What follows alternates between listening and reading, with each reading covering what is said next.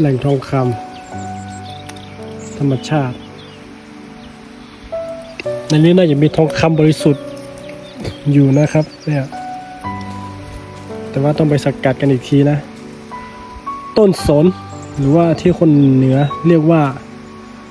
ป่าแปลกก็คือว่าต้นแปลกนี่เองต้นเกี้ยคนเมืองเรียกเนาะ